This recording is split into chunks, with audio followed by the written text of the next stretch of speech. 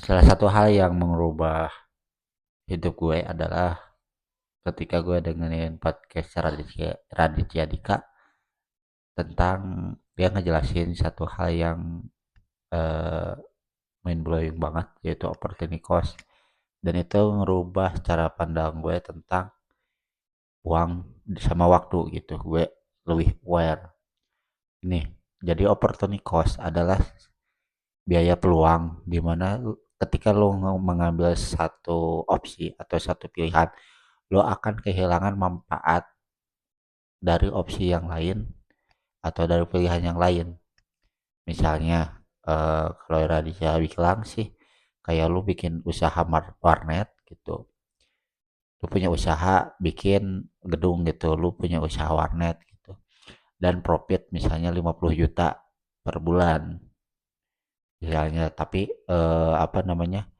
Lu di saat lu buka warnet tuh kehilangan kesempatan, mungkin kalau itu dijadiin restoran, si gedung itu mungkin bisa profit sampai 70 juta. Gue lupa lagi, cuman kayak gitulah. Profit 70 juta. Berarti kan ada selisih 20 juta. Nah, 20 juta itu adalah opportunity cost yang hilang akibat lu ngambil satu keputusan, yaitu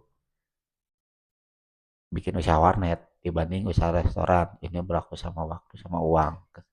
Terus dia juga ngejelasin kayak apa namanya? Ketika lo nongkrong sama teman gitu dan cuman happy-happy doang, lo kehilangan kesempatan untuk lo sendiri dan bikin karya gitu, bikin konten atau bikin apa gitu. Nah, itu biaya peluang ya. Ini berlaku sama semua hal sih, kayak lo makan makan makanan misalnya, oh masak di rumah hemat gitu, atau biar lebih hemat bawa bekal ke kantor gitu. Cuman kalau lo kerjaannya mepet dan lo gak sempet makan, mungkin lebih baik lo beli jajan di luar gitu daripada lo ngebuang waktu untuk bikin masakan sendiri gitu, karena mungkin waktu lu sejam itu lebih berharga gitu, apa namanya, daripada uang yang lu keluarin gitu. Misalnya lu cuci baju atau beres-beres rumah gitu, misalnya lu ibu rumah tangga beres-beres rumah gitu, misalnya cuci, dan itu kan bisa seharian atau setengah hari. Padahal kalau digunain di setengah hari lu bisa bikin, mungkin bisa opportunity-nya bisa lebih gitu. Lu bikin konten, ternyata konten lu viral, itu lebih berharga daripada lu beres-beres rumah yang value-nya mungkin ya gitu-gitu aja. Kecuali kalau misalnya lo bengong gak ada kerjaan atau apa, baru lo mungkin cuci baju sama masak di rumah, itu bisa disebut hal-hal yang produktif. Cuman ingat, ada pilihan yang lain yang hilang. Contoh, lo misalnya kerja di perusahaan A gitu, misalnya gue eh,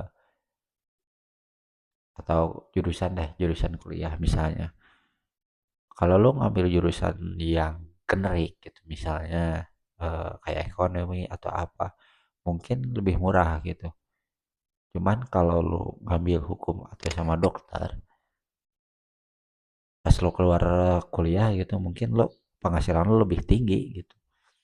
Nah, itu kayak opportunity. Contoh, kalau lo pilih sekolah pendidikan guru gitu, ya otomatis lo jadi guru. Cuman jadi guru kan, amin kalau lo jadi PNS. Kalau gak jadi PNS ya mungkin lo honorer lama gitu. Ketika lo jadi guru dan lo penghasilan lo kecil, padahal ada alternatif lain, mungkin lo bisa kuliah kedokteran atau apa, di mana jam kerja lo sama, capeknya sama, tapi lo dibayar lebih. Ya mungkin lo keluar lebih.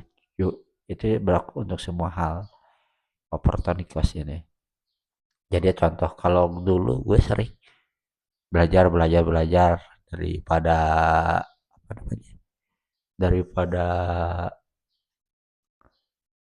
ya belajar belajar belajar daripada gue belajar dan pusing. Coba-coba deh gue bikin konten kali-kali, jadi gue ngajarin ya mungkin gue lebih pinter gitu, lebih pinter ketika gue ngajarin orang lain ketimbang gue mendem buat diri sendiri. Mata menurut gue ilmu itu penting buat disebarin. Satu hal yang lain mungkin ya banyak sih, itu sih gue juga gak terlalu apa namanya ngejelasinnya susah, cuman adalah opportunity cost. Lo bisa cari di podcast lain atau di Google atau di lain, lo juga pasti bakal ngerti apa itu namanya opportunity cost. Jadi ini akan merubah cara pandang lo, di mana ya, tadinya lo mungkin sering nongkrong gak jelas, lo mulai bikin suatu karya di mana lo selalu takut kehilangan atau apa, mungkin lo bakal ada opsi lain di mana lo selalu misalnya apa namanya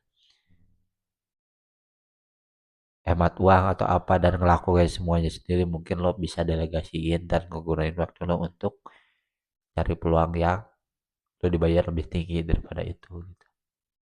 Itu sih, sekian aja. Ntar gue coba cari lagi hal yang berbobot yang lainnya, tapi untuk segitu itu sih, opportunity cost itu penting.